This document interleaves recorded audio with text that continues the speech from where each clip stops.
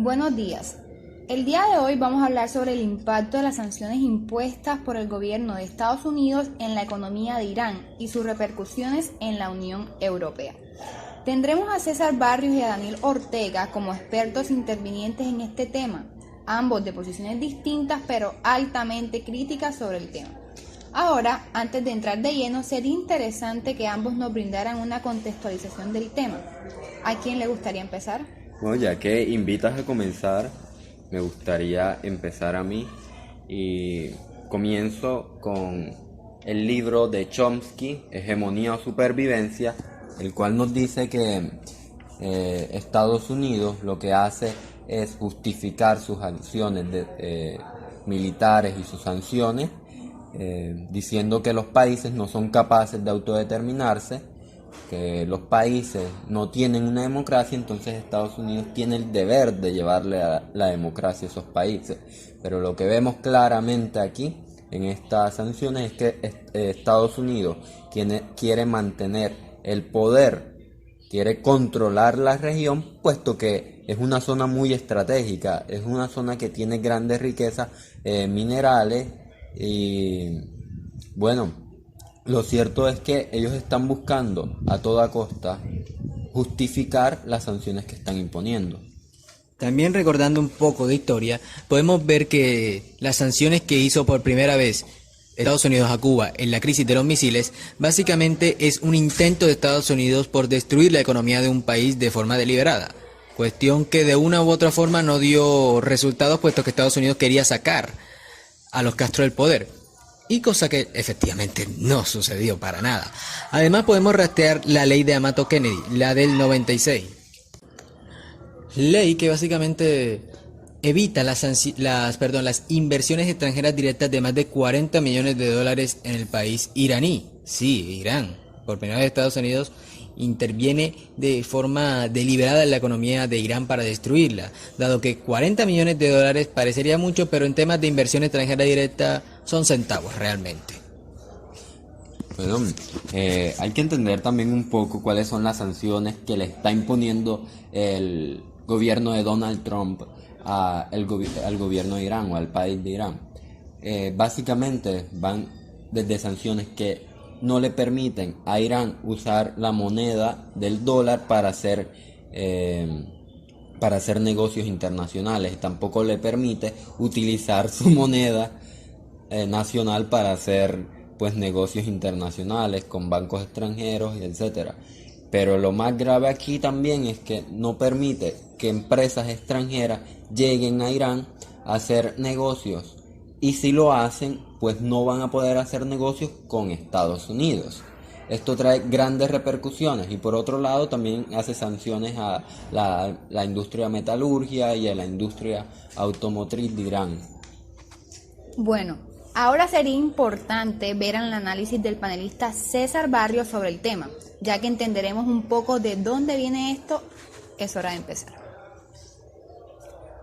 Bueno, lo que vemos claramente con estas sanciones es que Estados Unidos está buscando controlar la zona, como ya lo dije anteriormente, y lo hace bajo algo que podemos denominar un orientalismo americano. Es decir, ellos creen que países como Irán no son capaces de autodeterminarse, entonces hay que intervenirlos, hay que derrocar esos gobiernos, y lo hace bajo también un argumento que es que Irán se está armando nuclearmente. Pero hemos visto que históricamente estos argumentos se han usado, como por ejemplo cuando se invadió a Irak y no se encontraron ninguna armas. Eso fue durante el gobierno de Bush.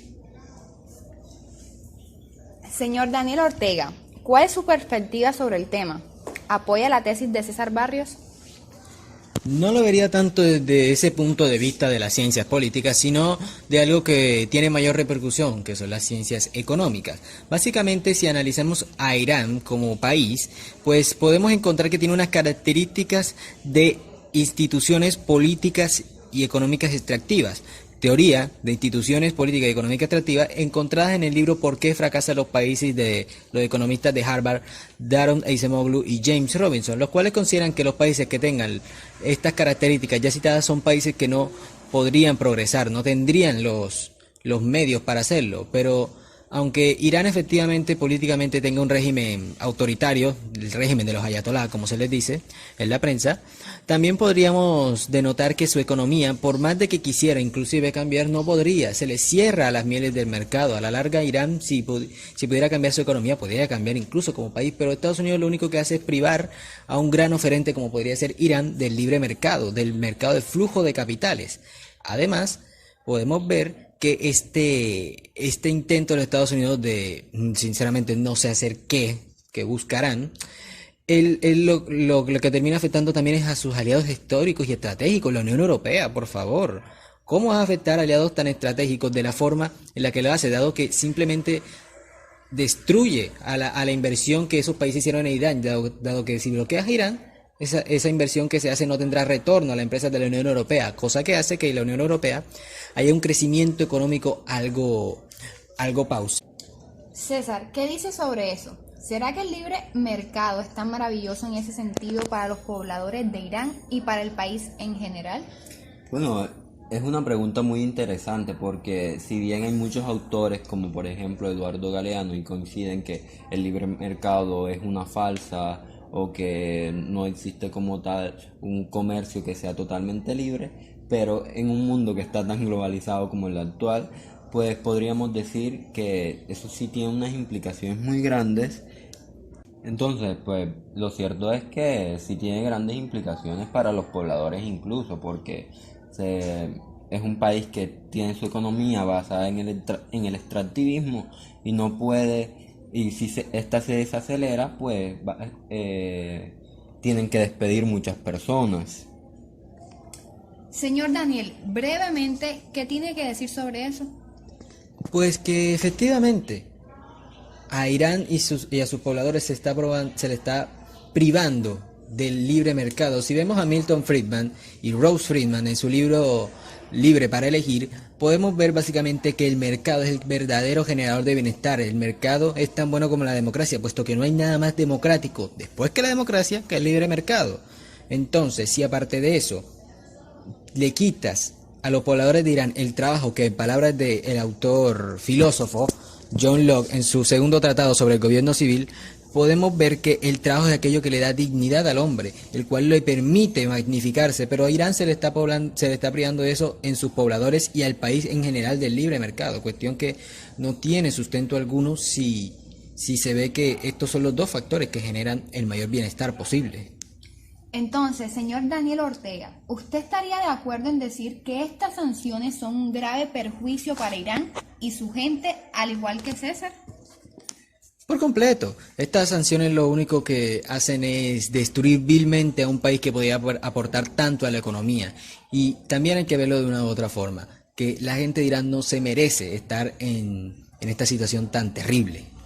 Aquí lo que vemos básicamente, vuelvo y repito, es un colonialismo por parte de Estados Unidos a Irán. Ellos están aplicando una teoría que podríamos llamar orientalismo americano para subyugar a esta región y mantener su estatus y su poder político y económico sobre la región. Una región que, ya lo he dicho, es muy estratégica, que mueve gran parte del capital, pero que además a largo plazo pues le puede brindar a Estados Unidos grandes posibilidades, como por ejemplo controlar la región.